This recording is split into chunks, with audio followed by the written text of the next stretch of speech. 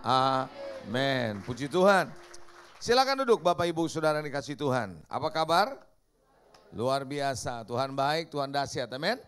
Nah malam hari ini saya percaya dimanapun Anda, dalam kondisi apapun saya percaya Tuhan selalu pegang kendali kehidupan saudara dan kehidupan saya. Nah pada malam hari ini saya ingin coba menyampaikan satu kebagian firman Tuhan yang seringkali dianggap biasa atau mungkin dianggap nggak berpengaruh dalam kehidupan kita, tapi justru itu sangat menentukan kehidupan kita. Sebagai orang percaya, kalau kita mau berjalan bersama dengan Tuhan, diberkati, dilindungi, dan melihat kehidupan kita menjadi berkat bagi orang lain. Amin. Ada berapa banyak di antara saudara yang tahu bahwa salah satu indikator kita ini orang yang dewasa, menuju kepada kedewasaan dan bertumbuh sebagai orang Kristen, salah satu indikator pentingnya adalah takut akan Tuhan. Betul? Coba bilang takut akan Tuhan. Nah saudara yang dikasih Tuhan, ada rasa takut yang salah, ada rasa takut yang negatif. Rasa takut yang negatif menghambat kita untuk menjadi orang seutuhnya. Orang yang namanya takut yang negatif adalah orang yang tidak berani melangkah dengan imannya. Tetapi ada takut yang benar, yaitu takut akan Tuhan. Bisa katakan amin. Nah saudara yang dikasih Tuhan, seringkali yang terjadi manusia ini bukan takut akan Tuhan, tapi takut yang lain gitu. Ya. Nah saudara, takut yang lain itu adalah takut gagal, takut mencoba gitu ya. Nah saudara yang dikasihi, saya mau ajak saudara belajar satu hal, bahwa takut akan Tuhan itu sangat penting. Saya melihat orang Kristen bisa menjadi hancur hidupnya, diawali dengan baik tapi kemudian menjadi hancur hidupnya karena tidak ada takut akan Tuhan. Takut akan Tuhan itu harus ada bagi setiap orang, khususnya apalagi kalau dia adalah seorang pelayan Tuhan. Apalagi kalau dia hamba Tuhan. Ditambah lagi kalau dia pendeta, makin-makinan saudara harus punya takut akan Tuhan. Betul? Nah mari kita buka Alkitab kita dalam 2 Timotius pasal 1 ayat ke-7. Ini adalah takut yang pada umumnya dialami oleh manusia, yaitu takut yang negatif. Nah mari kita lihat saudara, 2 Timotius 1 ayat yang ke-7. Saya akan bacakan buat saudara semua. Firman Tuhan bilang begini, sebab Allah memberikan kepada kita bukan roh ketakutan, melainkan roh yang membangkitkan kekuatan, kasih, dan ketertiban. Bapak ibu saudara yang dikasih Tuhan, takut yang seperti ini jangan sampai melanda hidup saudara. Takut mencoba, takut gagal, takut melangkah, gitu loh saudara. Jangan, kalau yang ini Anda harus melangkah dengan iman, karena iman kalau Anda ketakutan, iman itu tidak bisa berfungsi dengan baik. Amin. Ada lagi orang takut sama kematian. Takut kematian artinya nanti kalau saya mati gimana? Saudara, mati itu cuma pindah alamat. Betul gak? Seorang hamba Tuhan yang terkenal, Billy Graham, pernah berkata begini sama anaknya. Kalau kamu dengar berita papamu meninggal, jangan pernah percaya, dia bilang. Karena papamu gak pernah mati. Kok bisa, anaknya bilang? Karena papamu cuma pindah alamat. Dari hidup yang tidak kekal kepada kekekalan. Justru tidak mati, kata dia. Nah saudara, banyak orang mengalami takut mati. Tapi ada orang yang bilang, wah dia berani mati katanya. Makanya dia bunuh diri, saudara. Dia berani mati, bukannya berani mati dia bunuh diri. Dia takut hidup itu, saudara. Nah oleh karena itu rasa takut yang positif salah satu yang perlu dikembangkan sama saudara dan saya pada umumnya orang Kristen adalah takut akan Tuhan. Amin. Nah Bapak Ibu Saudara, cuma takut akan Tuhan ini harus punya konsep yang benar. Orang takut akan Tuhan itu konsepnya salah. Takut dihukum sama Tuhan, takut masuk neraka. Saudara yang dikasih Tuhan, Tuhan itu adalah Tuhan yang penuh dengan kasih, betul? Tapi memang dia juga hakim, tapi yang akan datang nanti waktu dia datang dia akan menjadi hakim. Tapi Anda perlu mengerti betul saudara yang dikasihi, ketika kita punya takut akan Tuhan konsepnya salah, maka kita jadi orang Kristen yang menjalani kehidupan juga salah. Saya berbuat ini nanti Tuhan marah. Nanti kalau Tuhan marah saya dihukum. Sering gak dengar orang Kristen ngomong begitu? Halo? Sering gak? Wah iya nanti saya dihukum. Nanti saya akan mengalami kecelakaan katanya kalau saya berbuat ini. Kita punya rasa takut seperti itu. Nanti saya masuk neraka. Rasa takut seperti ini adalah rasa takut yang didasari ketakutan, bukan didasari oleh kasih kita sama Tuhan. Amin. Nah Bapak Ibu Saudara, apa sebenarnya takut akan Tuhan kalau begitu? Takut akan Tuhan yang benar adalah kita harus sadar secara penuh. Coba bilang sadar. Secara penuh. Anda dan saya harus sadar secara penuh untuk tidak mengecewakan Tuhan dan tidak mempermalukan Tuhan. Baik dilihat orang maupun tidak dilihat orang. Itu saya perlu jelasin sama saudara. Takut akan Tuhan adalah sebuah kesadaran penuh dalam diri kita bahwa kita tidak mau mengecewakan Tuhan, kita tidak mau mempermalukan Tuhan dengan tindakan kita, dengan omongan kita, dengan perilaku kita, dengan sikap kita, baik dilihat orang maupun tidak dilihat orang. Nangkep gak saudara? Nah banyak orang Kristen ketika dia hidup sendirian atau lagi ada sendirian atau dia ada di luar kota atau dia bertransaksi bisnis apa saja, seringkali saudara karena nggak ada yang lihat sikapnya, perbuatannya, keputusannya, omongannya, tindakannya itu tidak mencerminkan kalau dia takut Tuhan. Betul apa enggak? Setuju enggak saudara? Kenapa orang bisa menipu orang lain padahal yang nipu ini Kristen? Kenapa? Enggak takut Tuhan. Makanya perbuatannya mempermalukan. Kenapa orang bisa jatuh di dalam dosa perselingkuhan misalnya, dosa seks misalnya, dosa-dosa yang lain karena dia lupa bahwasanya perbuatannya mempermalukan Tuhan. Dan dia nggak pernah sadar akan itu. Halo, amin. Nah kalau Anda punya konsep seperti ini, berarti Anda sadar bahwa Tuhan memperhatikan saudara. Anda percaya Tuhan memperhatikan saudara? Anda percaya Tuhan hadir di mana-mana? Dia adalah maha hadir, dia hadir di mana-mana. Dia bukan cuma hadir waktu di gereja. Dia hadir ketika ada, kalau orang bilang, Pak Tuhan ada di kasino, ya adalah. Dia maha hadir. Betul gak saudara? Pak Tuhan ada di tempat pelacuran, ya adalah dia maha hadir. Di mana-mana dia ada, betul saudara? Nah kesadaran penuh ini kalau nggak ada di kita, namanya nggak takut Tuhan. Namanya kita sembrono melakukan apa yang kita mau. Tidak sedikit orang Kristen yang rajin ke gereja masih kayak begini. Nggak punya takut akan Tuhan. Halo? Betul nggak?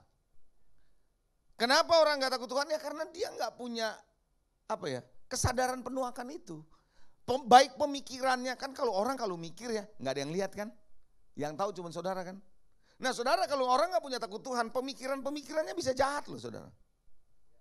Perkataannya, sikapnya, perilakunya, tindakannya, keputusannya dan seterusnya itu bisa jahat, itu bisa nggak benar.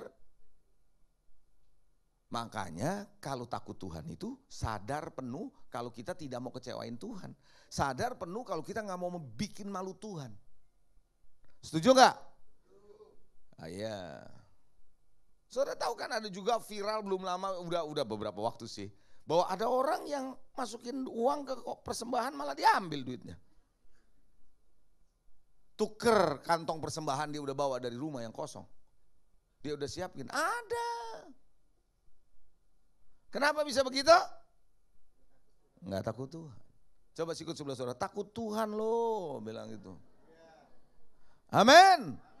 Bukan takut dihukum, takut ini. Kita bisa khotbah, kita bisa kutip ayat, kita bisa hafal ayat, kita bisa ngerti firman, kita bisa banyak pelayanan. Tapi kalau enggak takut Tuhan, bikin malu Tuhan. Coba bilang lagi sebelah saudara, jangan bikin malu Tuhan. Oh, Anda bilang saya nggak membunuh. Enggak, sikap kamu, reaksi kamu itu menunjukkan kamu nggak takut Tuhan. Karena kamu bikin malu orang lain, bikin malu Tuhan. Halo, kamu kecewakan Tuhan, betul nggak saudara? Jelas? Yang kedua saya melihat takut Tuhan artinya apa? Anda menjauhi dan membenci kejahatan. Alkitab jelas mengatakan dalam Amsal 8 ayat 13 bahwa takut Allah itu membenci kejahatan. Coba bilang benci kejahatan. Sekali lagi benci kejahatan. Ada perbedaan gak menurut saudara? Netral sama kejahatan dan benci kejahatan. Ada perbedaan?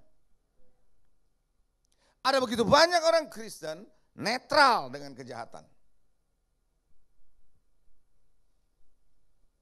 Anda dan saya gak bisa netral. Anda harus benci dengan kejahatan. Ketika Anda netral terhadap sesuatu yang merupakan kesalahan dan dosa, Anda netral, tinggal tunggu waktu Anda akan berbuat itu. Makanya Alkitab jelas mengatakan Mazmur 1 ayat 1 sampai ayat 3, jangan pernah berdiri di jalan orang berdosa. Anda cuma berdiri, Anda tidak melakukan dosa. Alkitab bilang berdiri di jalan orang berdosa aja jangan. Artinya apa? Jangan netral. Katakan amin. Karena pasti Anda akan berbenturan dengan orang berdosa dan Anda akan melakukan dosa. Jangan duduk di antara pencemooh. Anda cuma duduk netral. Kalau Anda benci dengan kejahatan, Anda nggak akan duduk sama mereka. Betul nggak? Kalau Anda benci akan kejahatan, Anda nggak akan berdiri di jalan orang berdosa.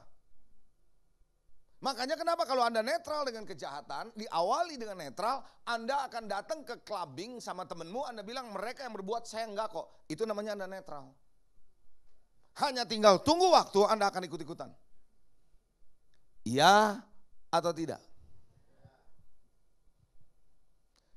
Makanya saudara, banyak orang mencintai kebenaran, tapi tidak membenci kejahatan. Anda mencintai kebenaran tapi netral dengan kejahatan, Anda hanya tinggal tunggu waktu. Anda akan terseret dengan kejahatan. Betul apa enggak? Setuju enggak? Jadi dua hal menurut saya yang namanya takut akan Tuhan. Yang pertama saya ulangi tadi, kesadaran penuh bahwa kita tidak akan mengecewakan dan mempermalukan Tuhan. Dengan pemikiran, perbuatan, sikap, kata-kata dan seterusnya, baik dilihat orang maupun tidak dilihat orang. Dan yang kedua adalah kita membenci dan menjauhi dan membenci kejahatan. Saudara nggak usah heran kalau ada pendeta, ada pelayan Tuhan yang kita melihat pelayan Tuhan, kita tahu pendeta, sering khotbah, sering pelayanan, kita lihat juga pelayanan Tuhan yang luar biasa pelayanannya, tiba-tiba melakukan sesuatu yang aneh bin ajaib gitu. Saudara tanda kutip, Anda nggak usah heran. Kalau orang punya takut Tuhan dia nggak akan begitu. Amin. Coba sikut lagi sebelah saudara, ngerti gak kamu? Jadi kalau Anda punya takut akan Tuhan itu seperti sebuah rem atau sebuah alarm yang bunyi saat Anda mau melakukan sesuatu. Itu alarm bunyi, jangan gitu loh. Anda pernah gak ngalamin gitu, mau lakukan sesuatu tiba-tiba ada sesuatu bunyi, jangan. Pernah? Itu sebenarnya Tuhan lagi membawa saudara untuk belajar takut akan Tuhan. Bahwa Tuhan itu tahu kamu mau melakukan sesuatu, jangan. Kalau kita teruskan, lama-lama sinyal kita tentang takut akan Tuhan nggak ada lagi. Amin. Makanya nggak heran saya saudara. Saudara nggak usah heran ya. Kalau ada orang Kristen rajin ke gereja, aktif ke gereja, ngerti banyak ayat, pelayanan juga, nipu orang jalan, berzina tetap jalan, melakukan bisnis yang gak bener, mulai saudara gaya Spanyol, Tahu gaya Spanyol? Sparonyolong. Sampai perusahaannya punya PT Tisani. Tahu PT Tisani? Tipu sana, tipu sini.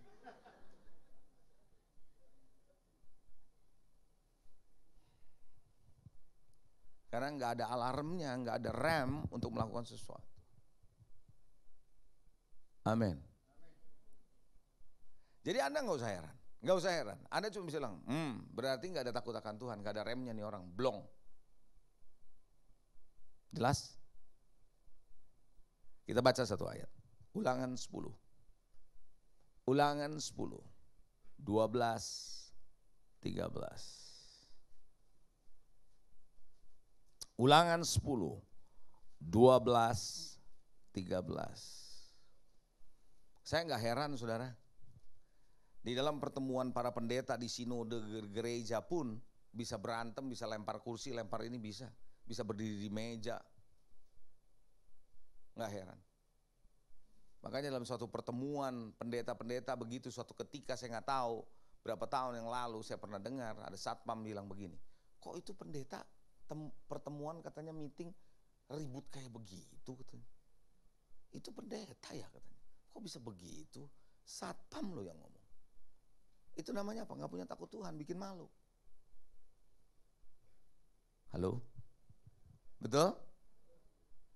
Ayo ulangan 10, 12. Maka sekarang hai orang Israel, apa yang dimintakan daripadamu oleh Tuhan? Tuhan minta apa sih sama saudara dan saya sebagai orang percaya Israel rohani? Selain dari, coba bilang selain dari.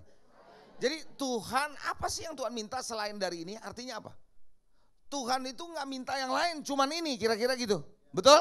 Nah kita lihat apa yang Tuhan minta. Selain dari apa sih yang dia minta? Cuman ini doang. 1, takut akan Allah, Tuhan Allahmu, hidup menurut segala jalan yang ditunjukkannya, mengasihi Dia, beribadah kepada Tuhan Allahmu dengan segenap hatimu, dengan segenap jiwamu. Cuman 4 yang dia minta. Dan yang pertama adalah takut akan Tuhan itu pertama. Menurut jalan yang ditunjukkan itu yang kedua. Ketiga mengasihi Dia, yang keempat beribadah. Cuma itu yang Tuhan minta dari saudara dan saya sebenarnya. Kalau ini Anda lakukan, percayalah Anda akan hidup di dalam kebenarannya Dia. Percayalah engkau akan hidup dalam kasih karunia-Nya. Percayalah engkau hidup dalam perkenanannya. Cuma 4. Dan dari 4, nomor 1 yang paling penting adalah takut akan Tuhan. Katakan amin. Karena saya percaya kalau orang punya takut akan Tuhan, dia adalah orang yang tidak akan sembrono dalam berkata-kata. Dia nggak akan sembrono dalam bertindak. Dia nggak akan sembrono dalam bereaksi karena dia punya takut akan Tuhan. Jadi sebelum bertindak mikir dulu. Betul nggak? Jadi harusnya sebelum kita bertindak mikir dulu. Gua nih bikin ini bikin malu Tuhan nggak? Aku nih bikin begini ngecewain Tuhan nggak? Mesti mikir itu. Nah kalau ini kita nggak mikir pasti kita bablas. Haleluya. Amin. Makanya kenapa saudara pelayan-pelayan Tuhan harus saling mengingatkan satu sama lain. Kamu tahu nggak kamu bikin malu Tuhan loh dengan begini. Kalau kita punya sahabat yang menasihati kita seperti itu, kita akan terhindar dari perbuatan-perbuatan yang salah dan berdosa. Kalau Anda yang sudah menikah, berbahagialah Anda punya istri atau suami yang menasihati saudara dan mengingatkan saudara, hey kamu hamba Tuhan, hey kamu pelayan Tuhan, jangan lakukan ini. Betul? Nah saya mau tanya saudara, kalau ada takut akan Tuhan dalam diri anak-anak kita yang katanya sekarang milenial, ya anak-anak muda sekarang kan, kalau dulu ya, zaman dulu nih, orang tua takut kirim anaknya sekolah ke luar negeri atau keluar kota kalau anaknya perempuan, sendirian, takut. Kalau anak laki berani katanya. Kenapa takut? Karena anak perempuan kalau salah gaul nanti pulang hamil. Kalau anak laki kan enggak, gitu kan? Tapi sekarang kirim anak laki sendirian ke luar negeri juga ngeri. Pulang bawa pacar laki, coba. Halo, bener enggak? Tapi kalau anak ini dari kecil punya takut akan Tuhan terus berkembang, yakin saya biarpun dia jauh dari orang tuanya, dia tahu ada Tuhan. Makanya kalau Anda punya suami atau punya istri yang takut akan Tuhan, kita nggak perlu khawatir.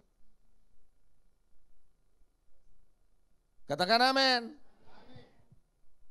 Saya percaya orang yang takut akan Tuhan selain dia nggak sembrono, dia tidak akan meremehkan dan melupakan ibadah. Orang yang takut akan Tuhan selalu akan ingat bahwa dia perlu ibadah sama Tuhan. Dan kalau saya bilang ibadah, bukan cuma datang ke gereja begini nih. Ini memang ibadah. Tapi ibadah berarti banyak. Satu, penyembahanmu sama Tuhan, pribadi sama Tuhan. Ketika engkau berdoa sama Tuhan, itu ibadah.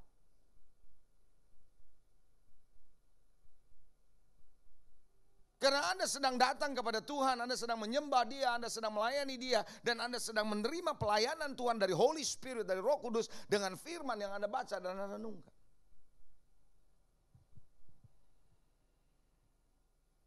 Amin.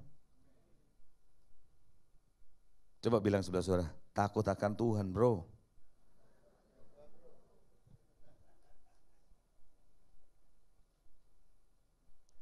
Dan yang menarik kalau orang takut akan Tuhan, dia pasti menerima pengetahuan dan hikmat dari Tuhan. Karena Alkitab jelas mengatakan bahwa permulaan hikmat, permulaan pengetahuan adalah takut akan Tuhan.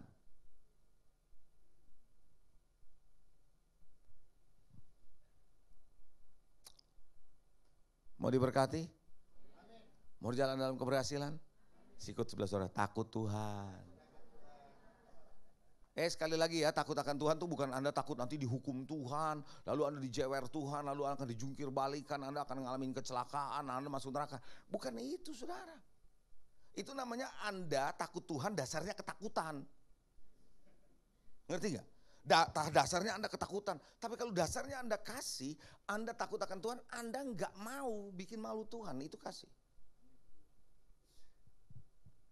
Setuju? Haleluya. Siapa yang kepingin punya takut akan Tuhan? Mau? Saya akan kasih Anda tips untuk bisa takut akan Tuhan. Belajar untuk membangun takut akan Tuhan. Siapapun Anda di sini. Siapapun. Ya, siapapun dia. Makanya jangan heran saudara, tahu enggak? Ada ketua sinode gereja tertentu ditangkap KPK 2 tahun yang lalu. Karena ternyata punya stempel dari departemen pemerintahan, dia palsukan cukup banyak. Pengusaha, tapi jadi ketua sinode dari sebuah sinode gereja.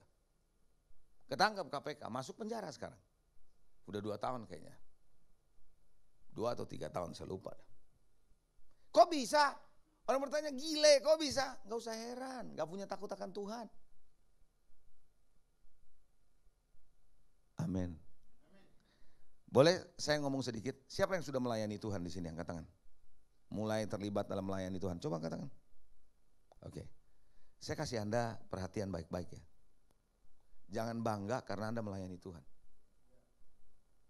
Jangan bangga kalau kita dipakai Tuhan. Jangan dibangga dulu itu.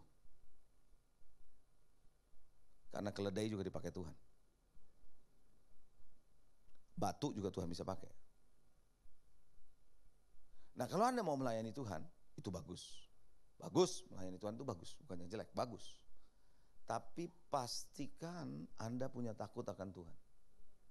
Karena ketika engkau melayani, tidak ada takut akan Tuhan, Anda sedang merusak orang yang Anda layani. Saya ulangi ya. Boleh, kok kelihatannya serius banget di sini. Saudara, ini penting banget. Karena menjelang kedatangan Tuhan yang kedua kali, saya perlu ngomong ini. Contohnya saya aja deh, supaya saudara nggak merasa terintimidasi. Kalau saya melayani Tuhan, katakan saya ketua komsel, kalau di sini namanya cool, saya nggak punya takut akan Tuhan. Saya akan membahayakan orang-orang di komsel saya. Mau tahu kenapa? Karena saya akan berkata sesuatu dari firman, tapi bertindak yang lain. Iya atau enggak? Saya akan ajarin sesuatu yang sesuai firman, tapi saya berbuat, bertindak, ngomongnya lain. Betul enggak? Karena enggak takut Tuhan kan? Halo? Setuju? Apa yang terjadi? Kita mulai hidup dalam kepalsuan. Maka anggota-anggota yang kita pimpin belajar kepalsuan dari pemimpinnya. Betul. Dan apa yang terjadi? Mulailah masing-masing di kelompok itu hidup munafik. Betul. Setuju nggak? Kita membohongi orang lain dengan perbuatan kita. Kita bohongi, kita tutupi, padahal kita sendiri melakukan itu. Tapi kita tetap pelayanan, kelihatan hebat. Kenapa bisa begitu? Enggak takut Tuhan.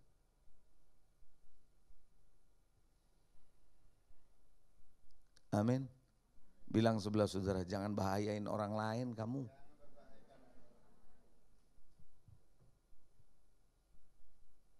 Oh ya.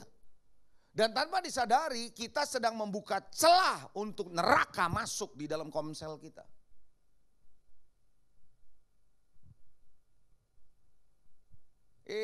Haleluya. Ngerti? Coba yang ngerti lambaikan tangan. Bagaimana kita bisa jadi saksi terang Tuhan di dunia ini? Tuhan bilang kan jadi terang dunia, garam Bagaimana kita jadi terang dunia dan garam dunia kalau kita di dalam kehidupan kita di dunia nggak punya takut akan Tuhan? Mana bisa jadi apa? Teladan. Amin. Jadi takut akan Tuhan tuh ya, orang yang nggak punya takut akan Tuhan, maksud saya gini, orang yang nggak punya takut akan Tuhan, bukan cuma dirinya sendiri berbahaya, tapi dia membahayakan orang lain. Saudara tahu nggak saudara, kalau orang kena virus HIV, dia bukan cuma membahayakan dirinya sendiri, dia membahayakan orang-orang lain. Betul nggak? The same thing, hal yang sama. Ketika kita tidak takut akan Tuhan, kita bukan cuma membahayakan diri kita. Kalau buat diri kita udah pasti bahaya memang. Tapi buat orang lain yang bersentuhan dengan kita, yang kita dekat dengan kita, yang kita pelayanan bersama dengan dia, itu bikin bahaya buat orang lain. Oh, apalagi kalau pendoa nggak punya takut Tuhan, wah cilaka. Abis saudara.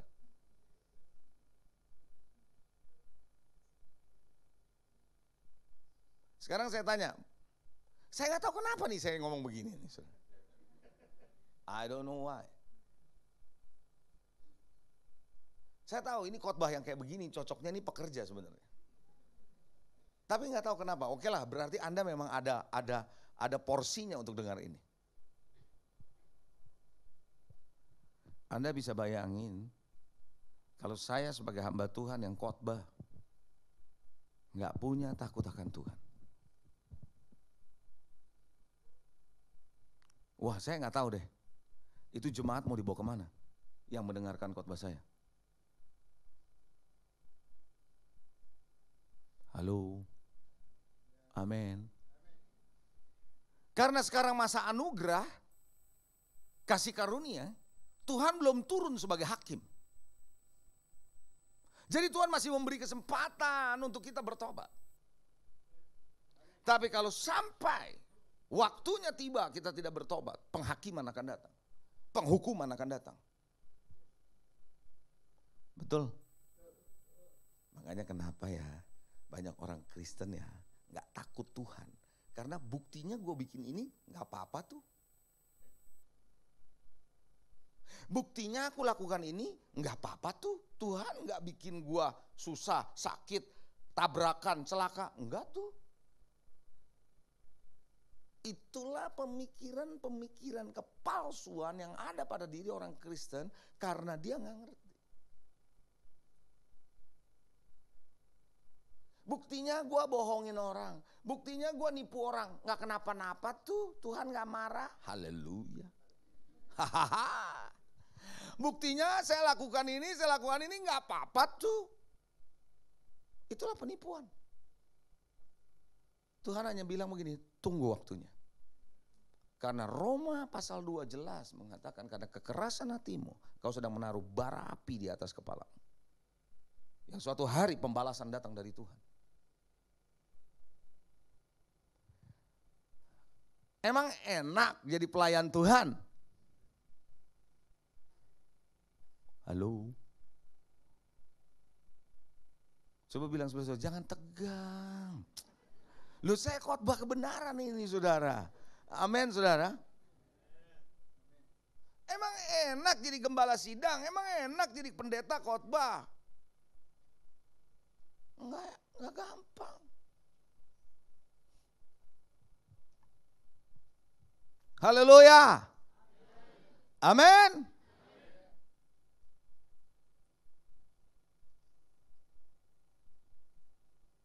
Jelas? Ini baru lagi nih viral.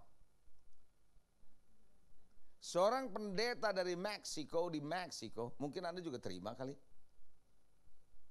Umur 60, punya istri umur 60, kawin dengan anak perempuan umur 17 tahun. Katanya atas izin istrinya. Dan anak yang 17 tahun ini sedang hamil.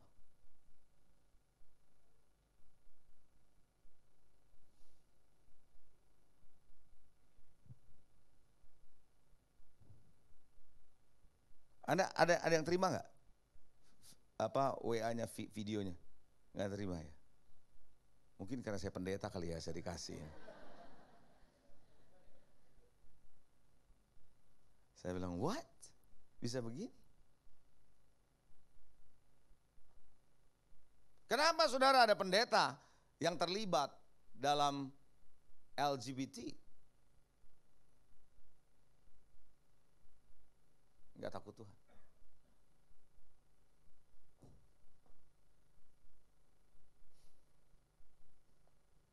Saudara pikir mungkin gini, oh itu pendeta yang terlibat LGBT adanya di luar negeri, di Amerika, di Australia.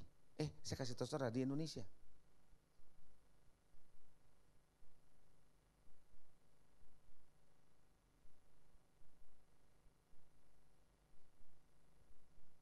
Kenapa tuh bisa begitu? Sekarang Anda udah tahu belum jawabannya?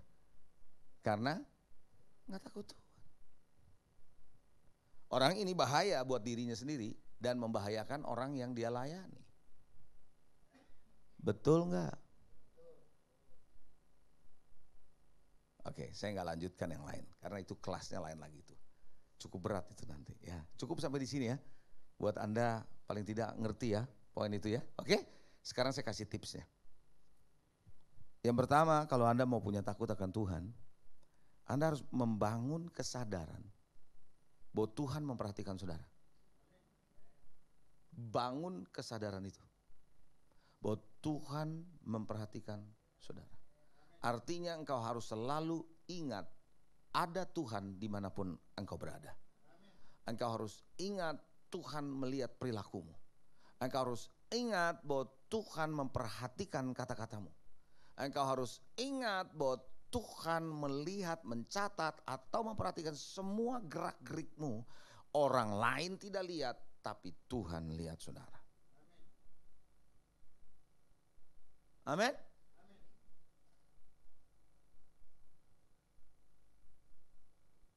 Jadi jangan sembrono saudara. Tuhan lihat saudara, Tuhan tahu dimanapun Anda berada. Jadi kalau Anda pelayan Tuhan, Anda harus tahu hati-hati dengan perilaku saudara. Bukan karena apa-apa, Anda karena ingat nih Tuhan perhatikan saudara. Anda pergi ke mall, ingat ada Tuhan di sono. Halo, betul enggak? Saya pernah cerita, saya nggak tahu kalau udah kebanyakan cerita, saya nggak tahu di mana saya ceritanya, kan gitu ya. Saya dulu sering ke toko buku rohani beli buku. Kalau sekarang kan online ada semua. Jadi ya kalau saya pas lagi ada keluar negeri baru saya beli. Dulu ya, itu ramai itu toko buku rohani dulu, zaman dulu ya. Sekitar 15 tahun yang lalu lah. Itu toko buku rohani 20 tahun yang lalu banyak ramai. Nah, masuk ke sebuah toko buku rohani saya pernah, rukonya nggak gede. Terus begitu masuk, ada tulisan gede di depan. Tulisannya begini. Mata Tuhan menjelajah seluruh isi toko ini dan dia tahu apa yang menjadi perbuatan tanganmu.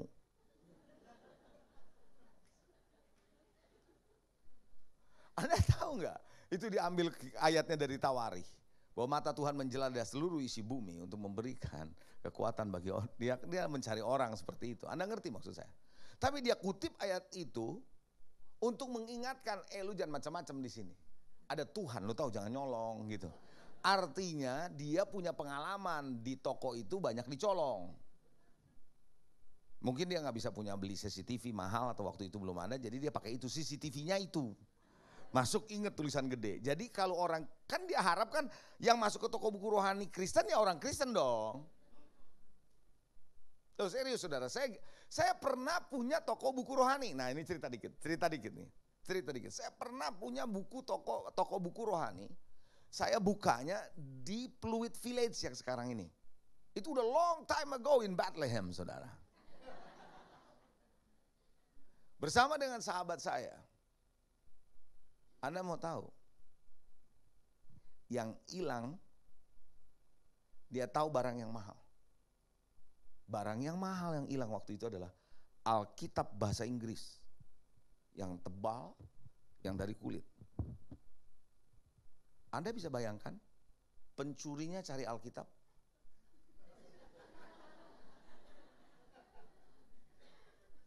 Tahu, itu kan di dalam box.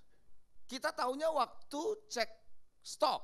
Kok kita pegang enteng? Begitu kita lihat isinya kagak ada. Jadi dia ambil isinya, boxnya dia balikin. Alkitab bahasa Inggris loh. Kan orang kalau mau ambil Alkitab mestinya rohaninya bagus ya. Katakanlah bahasa Inggris dia mau belajar, berarti kan dia seorang yang mau belajar firman toh. Kok nyolong? Enggak takut Tuhan. Makanya saya enggak heran. Maaf ya, maaf nih ya, saya enggak heran. Orang mau sekolah kayak apapun, mau belajar Alkitab kayak apapun, kalau dia enggak takut Tuhan, percuma.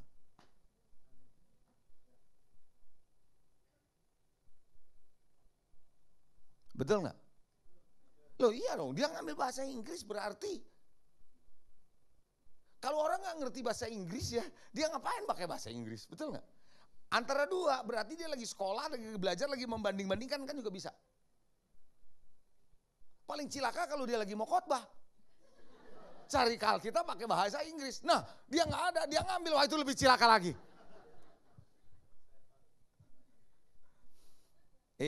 Saudara, dari situ kita bisa lihat, saya bisa lihat saudara. Orang yang takut akan Tuhan, lain. Coba bilang sebelah saudara, kayak kamu gitu, lain. Haleluya. Amin. Bangun kesadaran. Kesadaran itu perlu Anda sengaja bangun. Bahwa selalu Anda ingat, di mana ada Tuhan, ada Tuhan, ada Tuhan. Anda mau nonton di bioskop pun Anda harus ingat bahwa ada Tuhan. Bukan berarti Anda nggak boleh nonton, bukan. Tapi Anda harus ingat, bertindaklah, berperilakulah yang benar. Gitu. Betul? Yang kedua, mau takut Tuhan? Mau takut Tuhan? Anda perlu alami Tuhan sampai terjadi transformasi hidupmu. Ada banyak orang Kristen datang ke gereja nggak ngalami Tuhan sehingga dia tidak mengalami transformasi dalam kehidupannya. Transformasi artinya Anda betul-betul berubah total. Sifat, karakter, kedalaman sudah berubah. Bukan make up di luar, kelihatannya hanya cuma tampilan luar, tidak. Tapi dari dalam terjadi perubahan.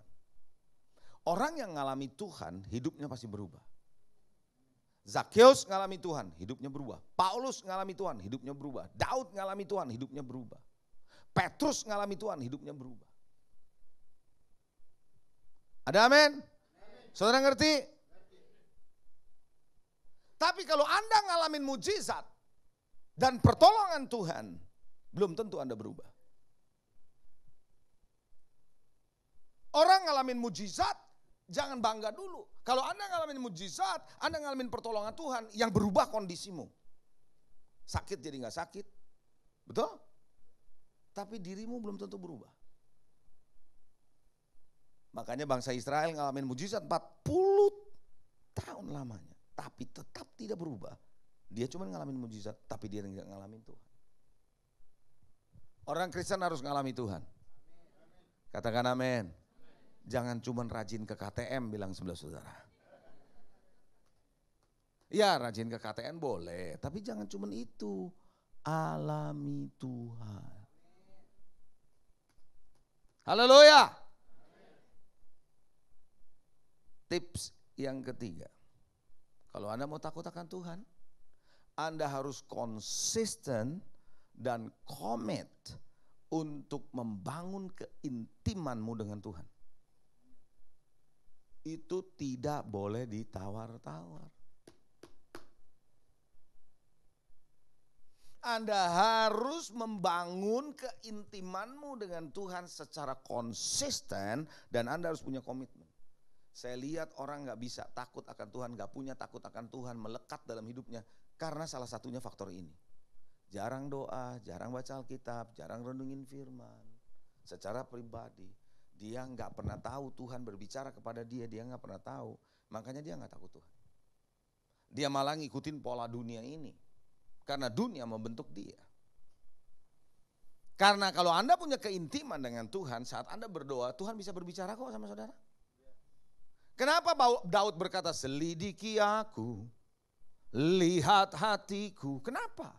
Karena dia tahu dia membangun hubungan pribadi sama Tuhan. Dia gak tahu hatinya, tapi Tuhan yang tahu. Saudara mau tahu? Saudara dan saya belum tentu tahu isi hatimu sendiri. Kondisi hati saudara dan saya nih, kondisi hati saya belum tentu saya tahu 100% loh. Makanya waktu Anda berdoa, Tuhan bisa buka. Kenapa kamu begini? Anda baru, oh iya kenapa jadi begini? Pernah gak Anda ngalamin gitu? Siapa yang pernah waktu Anda berdoa tiba-tiba Tuhan ingatkan kondisi hatimu? Coba. Artinya apa? God knows your heart. Anda sendiri kadang-kadang mikir udah gak kenapa-napa, tapi Tuhan yang buka. Tuhan yang singkapkan. Artinya apa? Anda kalau gak punya keintiman dengan Tuhan, siapa yang akan singkapkan isi hatimu kalau bukan dia? Bagaimana Anda tahu jalanmu benar atau enggak kalau Anda gak pernah baca Alkitab, gak pernah merenungkan firman? Haleluya. Amin. Pak, tapi saya kan gak mau jadi pendeta. Yang suruh jadi pendeta siapa?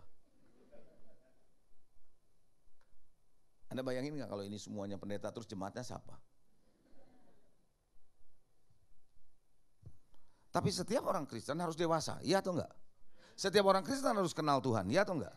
Setiap orang Kristen harus hidup benar, iya atau enggak? Setiap orang Kristen harus hidup kudus, iya atau enggak? Tergantung dia, terlepas bukan tergantung, terlepas. Dia mau pendeta kek, dia mau pekerja kek, selama percaya Kristus.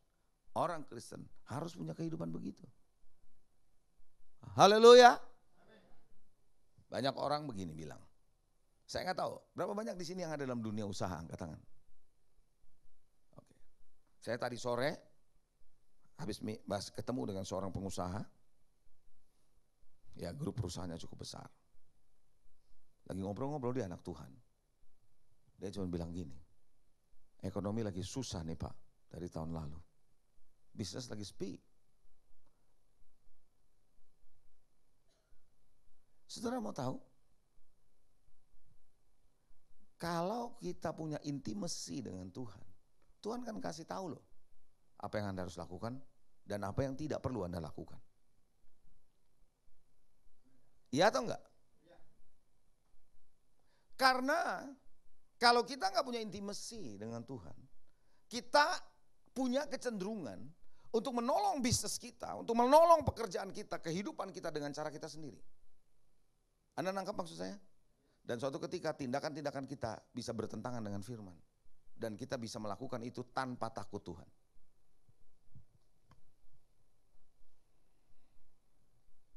Halo lo. Jelas ya? Coba bilang, intim dengan Tuhan. Yang keempat terakhir. Anda harus punya teman-teman yang bisa mengingatkan saudara.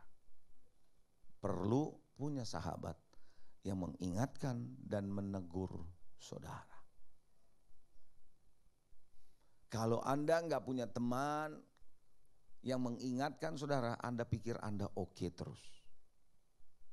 Serius. Kita pikir kita oke terus. Jalan yang disangkanya lurus, ujungnya menuju maut. Berbahagialah kalau Anda punya seorang sahabat.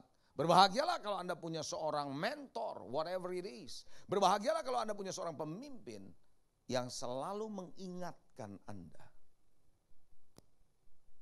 Karena kita belum sempurna. Ada amin? Kesombongan kita lah yang sering merasa kita udah tahu dan akhirnya kita menerabas semua yang salah. Bangun takut akan Tuhan. Saya percaya kalau Anda punya takut akan Tuhan, setiap orang di ruangan ini, termasuk saya, kita harus membangun takut akan Tuhan. Saling mengingatkan satu sama lain. Saya bersyukur, saya punya istri yang takut Tuhan. Saya bersyukur. Karena dialah yang sering kali dari waktu ke waktu mengingatkan di dalam pelayanan-pelayanan saya. Jadi saya punya Roh Kudus kedua, istri saya. Dalam tanda kutip, saudara jangan Anda langsung kutip ngomongan saya, selalu Anda edit, Anda bikin viral lagi. Jadi masalah ntar. Katanya ada Roh Kudus kedua, wah cilaka ini saudara.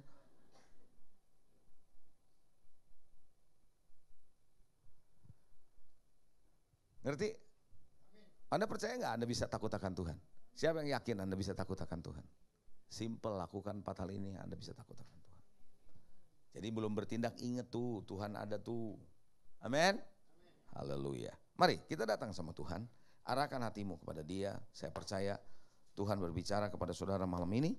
Dan izinkan kalau Roh Kudus berbicara kepada saudara, jangan keraskan hatimu. Tapi buka hatimu, izinkan Tuhan mengoreksi, memperbaiki, dan membuat saudara menjadi orang yang betul-betul hidup dalam takut akan Tuhan.